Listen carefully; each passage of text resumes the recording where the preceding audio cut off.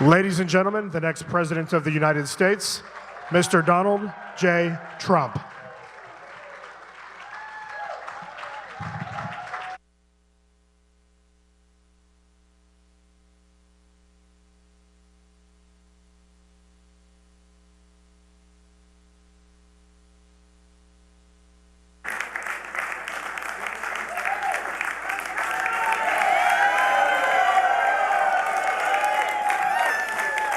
Thank you very much, everybody. I greatly appreciate it. Nice to have you all at Trump International. It's been a great club and a great success, and we appreciate it. Have so many of our members. It's beautiful. It's been an amazing night, and I'll tell you what, I've been in competitions all of my life. There is nothing so exciting as this stuff. Nothing.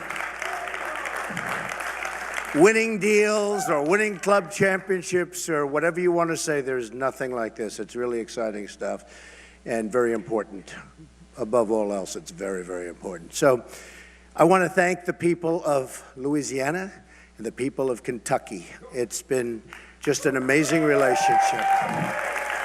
Amazing relationship. And Rand Paul, your senator in Kentucky, fought very, very hard today and for the last number of weeks, fighting us every inch of the way. And we won by quite a few votes, so I'm very, very happy about it. So thank you to Louisiana, and thank you to Kentucky.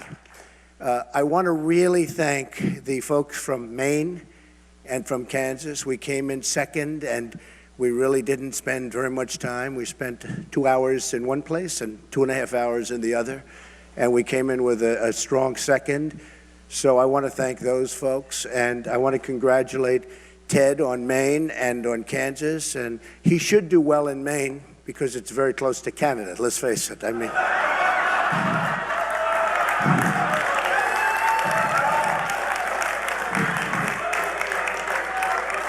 a lot of truth. I think Marco Rubio had a very, very bad night, and personally, I'd call for him to drop out of the race. I think it's time now that he drop out of the race. I really think so. I think it's probably time. You know, I don't think tonight he can get up and rant and rave and, oh, he did great, he comes in third, he comes in fourth. Every time he comes in third or fourth, he says, you got to be able to win. And he has not been able to win, and I think it's time that he drops out. I would love to take on Ted one-on-one. That would be so much fun, because Ted can't win New York, he can't win New Jersey, he can't win Pennsylvania, he can't win California. I want Ted one-on-one, okay? So I think one of the reasons we did so well tonight and so strong is that we really had a good debate. I think we did very well. I was hit from every side, every angle that you could be hit from, very viciously actually, but I think we did very well in the debate. I do say this, we're marching along, and I think we're doing very well in Florida. Today I was in Orlando. We had a group of at least 20,000 people. We had to send 10,000 people away. The place was packed, and it was an amazing day, and I love the people of Florida. It's my second home. We're in Florida tonight. And I just want to thank Florida for being, it's just incredible. And I'm looking at the poll numbers. Even though I've never seen any human being hit with more negative commercials than I'm being hit with, I have to tell you. No human being should have to have $40 million spent on negative commercials. And despite that, we have a tremendous lead in Florida, and hopefully we're going to do very well. I think we're going to do very well in Ohio. I worked when I was a young guy at Swifton Village in Cincinnati, and I think that we're going to do fantastically in Ohio. I love that state. I love the people of the state. So hopefully we're going to do very well there. The biggest story in all of politics isn't even what's happening tonight and on Super Tuesday, but the biggest story is the tremendous outpouring of voters coming into the Republican Party. You're seeing what's happening.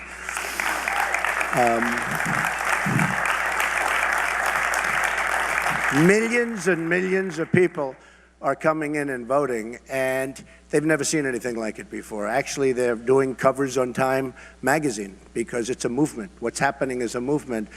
And I'm very honored to say that if I were not involved, that wouldn't be happening. Well, I'm only kidding. Actually, I'm not kidding, but I'll say I'm kidding because I want them to say I'm a nice person. But you're talking about millions and millions of people, and we have a dynamic party, and as a party, we should come together and stop this foolishness. We have something, and I was thinking about it today for the first time. The establishment is very unhappy with the way things are going, and I can understand that, although I used to be part of the establishment. 7 months ago, before I decided to run, I was part of the establishment. But now I'm not part of the establishment. Once I announced I was running, they said, "What's he doing? Why is he running? He's not supposed to be running. We want people that we can control. We want people that we can give money to so that if we want something for pharmaceuticals or for electric or for utilities or for lumber or for oil and gas, we have total control over our senator or our congressman." So, I'm self-funding. I'm not taking their money. They have no control. I'm going to do what's right for the American people, and that's very simple. So they're not happy. But I was thinking today, because I love the Republican Party, and I love the conservative, and I love a lot of people that are very good friends of mine, and I've been a member for a long time. But today I was thinking, for the first time, really thinking about this. We lost a great man, Justice Scalia. He needs to be replaced, and you can only replace him with somebody truly great. He can never be replaced. He was really something. A very, very good friend of my sister, who's a federal judge and on the Court of Appeals, and highly respected. And that was totally unexpected. It just shows what happens, totally unexpected. So we have a situation where they're now saying, well, maybe we're not going to be able to beat Trump the normal way, so we'll run a third-party candidate.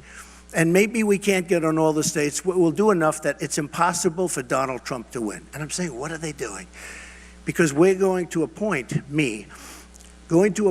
a conservative, great judge, high intellect, very conservative, something that will make the people in the Republican Party very happy, someone that will make the people very happy. If they run a third party, or an independent party, if they do that, it will make it impossible for the Republican candidate, on the assumption it's me or anybody, to win. If that means losing, that means that Hillary Clinton, who should not be allowed to run because of what she did with the emails, should not be allowed to run. But on the assumption that they did that, it would be impossible for the Republican to win. And obviously the independent or third party could not win. So the Democrats would have an absolute free run. Probably you wouldn't even campaign because it would be impossible to win. And what does that mean? That means that automatically they are going to appoint very, very, very liberal judges. And all of this time that the Republicans are fighting, saying that we don't want President Obama to appoint the judge, it's not going to matter, because the new president, who would be a Democrat, will appoint the judge, so it no longer matters. And you're probably talking about, because it just seems to be, the appointment of 3, 4, or 5 Supreme Court judges. And you got to start thinking about that, folks, because anybody that does a third party, that's what it's going to mean. Very simple. It guarantees, 100% guarantees the election of the Democrat. That means the appointment of Supreme Court judges, 3, 4, or 5. That is a total wipeout for conservatives and for Republicans. So start thinking about that. Start thinking about it. This was just an exciting time. I'm having a lot of fun. I have to tell you that Ted, I was watching him, and congratulations on the 2 states, Ted, but he was saying that Donald Trump has a ceiling of 35 to 40%. Well, CNN just came out with a poll 2 days ago that said I have 49% compared to his 15%. So I guess it's not 40. I mean, I have a 49% number. Some of the polls are showing over 50%, and I don't even think they're accurate. I've won many polls, as you know, against Hillary Clinton directly, and I'm the only one that's going to beat her, if she's allowed to run. I'm the only one that's going to beat her. And The only one, remember that. And I am the one person, trust me, that she does not want to run against. Now, we only had one little skirmish, and that was 4 weeks ago, and that was not pleasant for her and Bill. But I'm the one person. And you know, I'm really ashamed of the press because they got it wrong. They didn't give me any credit when she went like this. Do you remember when she was beating Bernie easily? And then 4 weeks ago, all of a sudden, Bernie was doing great. You know why? Because she went down. You know why? Because of my skirmish. And I got no credit. Please give me some credit for that, okay?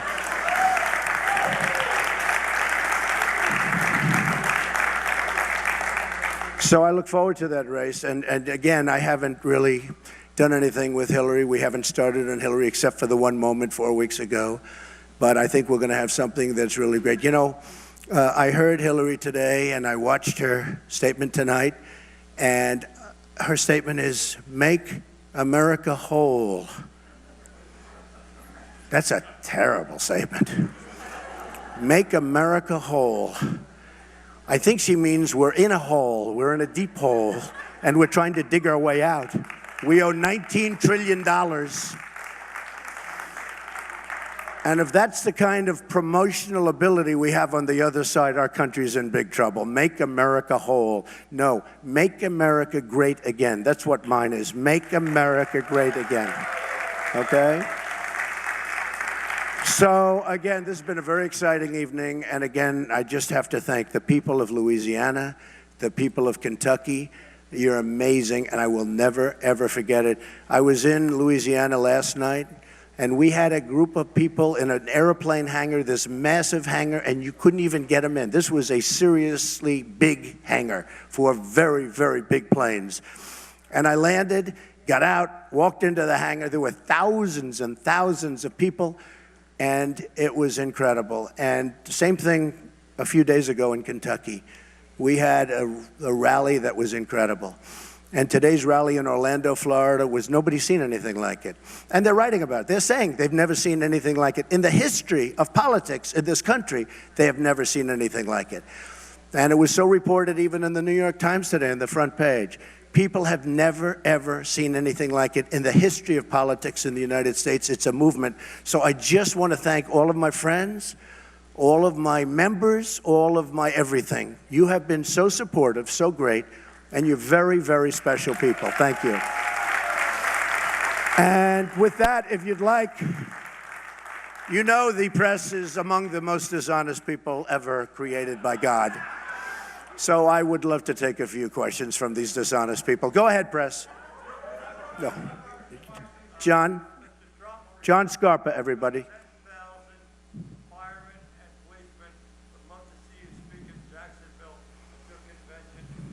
Okay, if I can do it, I'll do it, John. John Scarpa, everybody. Thank you, John. If I can do it, I'll do it. Yes, sir, go ahead.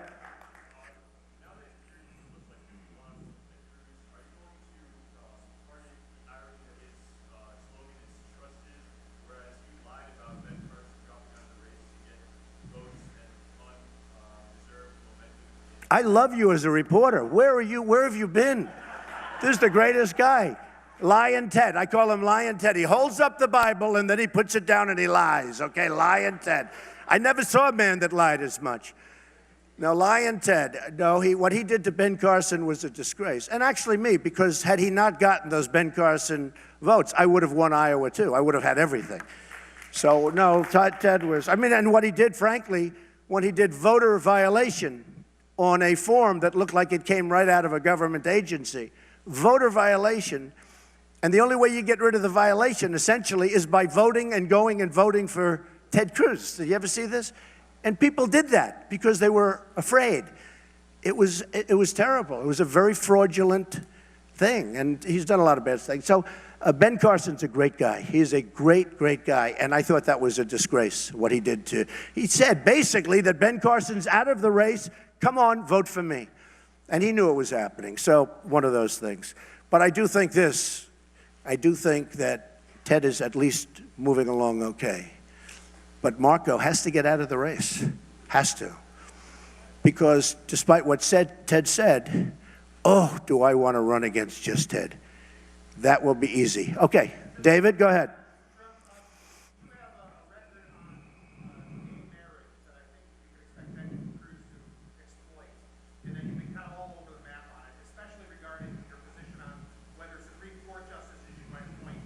Yeah. Can you state unequivocally what is your position on gay marriages and same-sex? Well, I've made it very strong, and we have policy on it, and I've said it very strongly, and I think you know it, and it's all done. And I mean, how many times do I have to say it?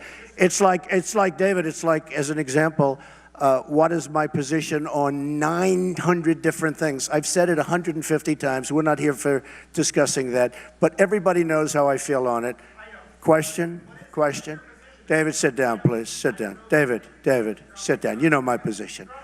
Yes, go ahead. Yes, John, go ahead.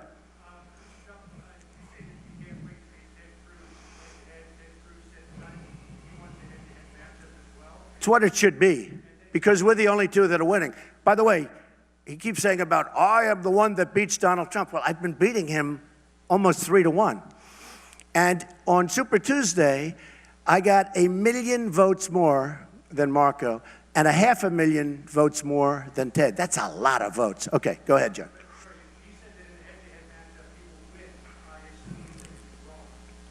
Oh, he'll not win. No, he's not going to win. He's not going to win. And he's not going to win. You know what? He can't win.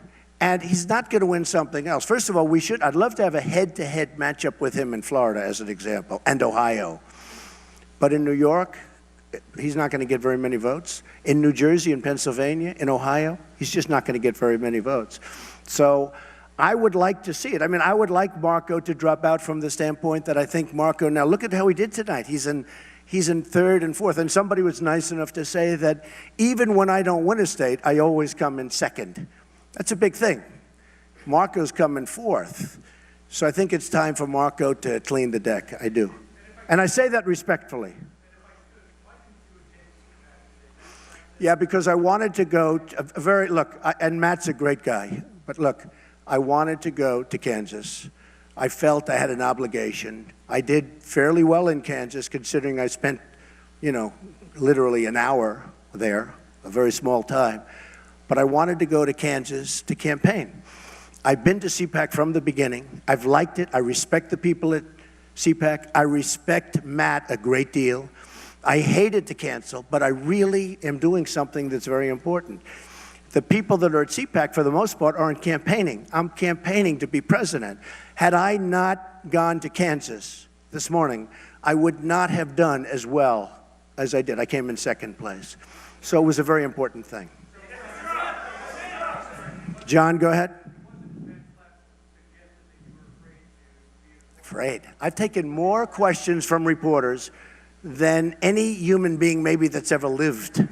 I mean, give me a break. Right. No, I don't care. No, I was hearing Matt say today, and it was very interesting, but I was hearing Matt say I didn't like the format. I would rather speak for 30 minutes, but I hate when you speak for 10 or 15 minutes and then you're interrupted and then you sit down, I've done that. I've done it 3 times now. I would rather speak, but if somebody wants to ask me in the case of Dana or the case of Sean Hannity or I would love to do that. This was simply a fact that I wanted to campaign. And I'm campaigning. Very few people are campaigning. And I'm very happy I did it. And I met a lot of great people in Kansas. Mr. Phil Ruffin, who's one of the most successful people in the United States, really worked hard in Kansas. And I felt I owed it to him and a lot of people to go there this morning. Yes, sir. Yes.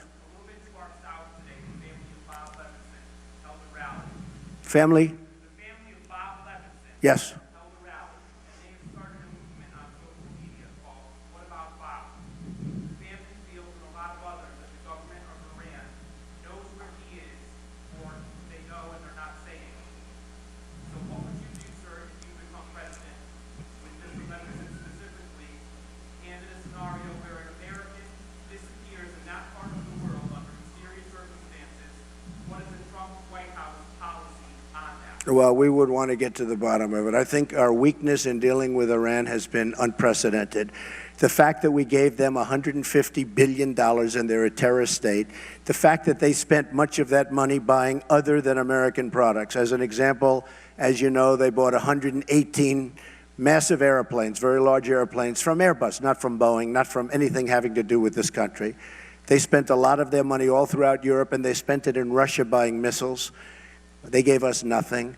I will get down to the bottom of that. I think it's a disgrace. Please give his family my regards. I think it's a disgrace. I think they know where he is one way or the other. I think they absolutely know where he is. And if I'm elected president, I will get to the bottom of it, okay? Go ahead.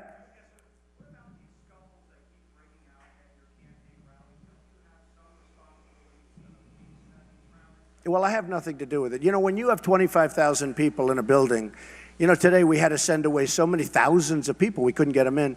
When you have that many people, if you have 4 or 5 people or 10 people stand up out of 22,000 that are in this building that I'm speaking to, a very great entertainer said, "Donald, you're the biggest draw in the world without a guitar," which is a sort of an interesting.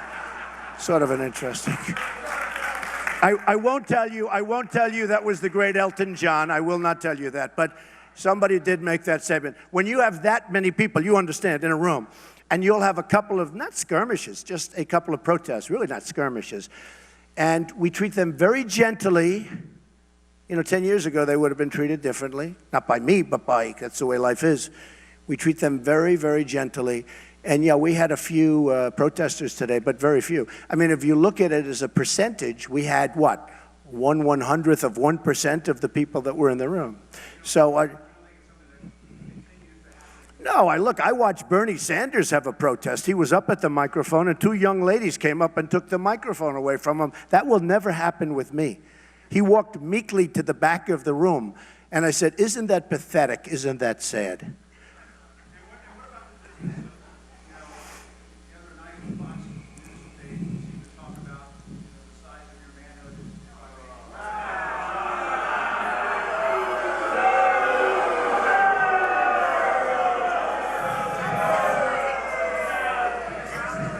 Yeah, well, I mean, this is the problem with reporters. Look, just so you understand, not me. Somebody else, Marco brought it up. And do you notice? Okay, now look, you look at what happens to Marco. No. Let me tell you, I didn't bring it up. Excuse me. Somebody else said, Donald Trump has small hands. So I said, small hands? These guys know. I hit a ball 280 yards. Stand up, my club champion, stand up. Do I hit the ball good? Do I hit it long? Is Trump strong? Huh? So look, I just simply held up the hands. These are very strong hands, and they're fairly large, actually. But you know what? It was interesting because, and you shouldn't even be bringing this up, to be honest with you, but it was very interesting because the day after he said that, I'm shaking hands with people, and everybody's saying, wow, you have strong hands. You have very big hands. The guy, what happened is Marco just made it up out of nowhere because he's a politician, and politicians lie, and they say bad things, and if you don't call them out for it, you don't. Now, I didn't bring it up. He brought it up, but I finished it. And I'll tell you about Marco. It's very interesting. Marco attacked me viciously a week ago, 2 weeks ago. So far, every person that's attacked me has gone down. Look at his numbers tonight. He cannot hold one of those phony rallies where he did well because he did really badly, okay? He's not going to stand up tonight and talk about how well he did in Iowa where he was in 3rd place and he acted like he won. I agree with Ted on that. But I'd love it to be, but they have to. Here's the story. I would love it to be at a high level. I will be the most presidential candidate in history other than Honest Abe Lincoln. He was very tough to beat, okay? You look at Abe Lincoln, he was serious, right? I will be but when I get attacked by these people at a low level, I have to attack back. I can't stand there. Some people say, you're above it, you should stand there. That's not me, I can't do that. And you know what? I'll never do that for our country either. Yes, go ahead.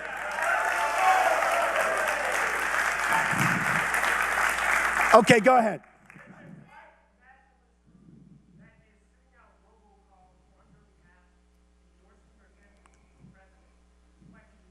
I'm totally denouncing. And any hate group, no good with Donald Trump. Any hate group. I didn't know that, actually. But if you're telling me, I will believe it. I totally denounce, okay?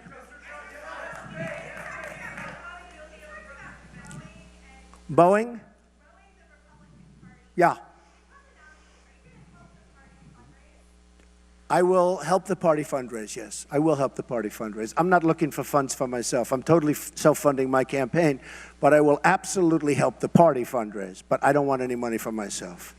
Okay, yeah, go ahead. No, I'm not. I think we'll win before the convention. I think we'll win before.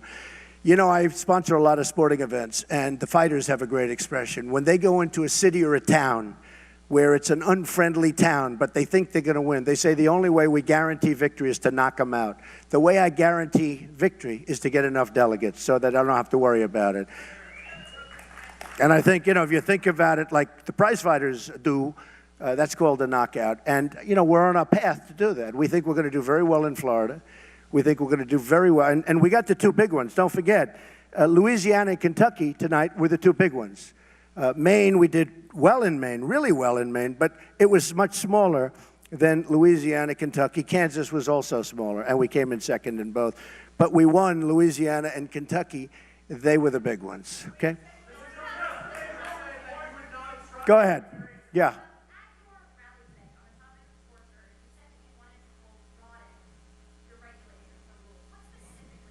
Okay. So the question was asked about waterboarding. And waterboarding is a very, very touchy subject. It was originally asked 2 debates ago to Ted Cruz. And he sort of didn't want any part of that question. And I watched, and I said, wow. And then they looked at me, they said, how do you feel? And I said, I am totally in favor of waterboarding. And if we can, I'd like to do much more than that, okay? Now, just so you understand, we're playing by a different set of rules than ISIS and others, especially in the Middle East. We're playing by a different set of rules. So we have laws and rules and regulations and all of these things, and they have nothing. They chop off people's heads. They drown people in massive steel cages. They drop the cage for 1 hour. They lift it up, and there are 30 dead people. And here we are worried about waterboarding. So here's the story. I will obey the laws, but I will try and get the laws extended. I will try and get the laws broadened, because we should be allowed, because it's very hard to be successful in beating someone when your rules are very soft and their rules are unlimited. They have unlimited, they can do whatever they want to do. And I want to play, look, we're going to rebuild our military. We're going to knock out ISIS so violently and so fast. They chop off heads. They do things that we haven't seen since medieval times. And we're worried about waterboarding. So here, wait, sit down. Let me just tell you, okay? Excuse me. So I want to stay within the laws, and right now we have the laws. But I want to make those laws stronger so that we can better compete with a vicious group of animals, okay? Okay, yes, go ahead.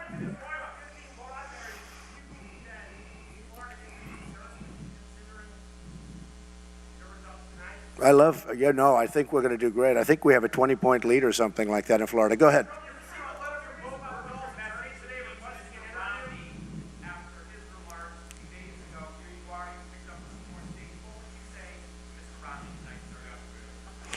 Well, look, Mitt Romney was a failed candidate. He was a terrible candidate. He choked. He choked, absolutely choked as bad as I've ever seen, other than Marco when Chris Christie was grilling him. That was a big choke also. I thought he was going to collapse. I was standing right next to him. I said, I was getting ready to hold him up with these very powerful hands, okay? That was a collapse. That was a choke. But Mitt Romney choked. As a candidate, he choked. And he knows how I feel. And when he was thinking of getting into the race 7 months ago, 8 months ago, I said, you cannot let, it's too important. I said, you cannot let Mitt Romney in this race. He's a choker. And you know, through sports, I can tell you, I have some great sportsmen right here. When you see somebody choke, generally speaking, once a choker, always a choker. Now, Mitt Romney gave that election away. That was an election against a failed president that should have been easily won. Mitt Romney didn't work hard. That last month, he disappeared. And say what you want about President Obama. He was on Jay Leno. He was on David Letterman. He was all over the place. And where was Mitt Romney? We're all looking. We're still looking for him. And if he would have devoted the same energy and time to winning the presidency 4 years ago as he is now on trying to destroy our party and the unity of our party, he would have won that election, and we wouldn't have had the problems that we have right now. So, ladies and gentlemen, I want to thank you all. This has been amazing. It's very exciting, and I look forward to seeing you many times in the near future. Thank you very much. Thank you. Thank you. Thank you very much.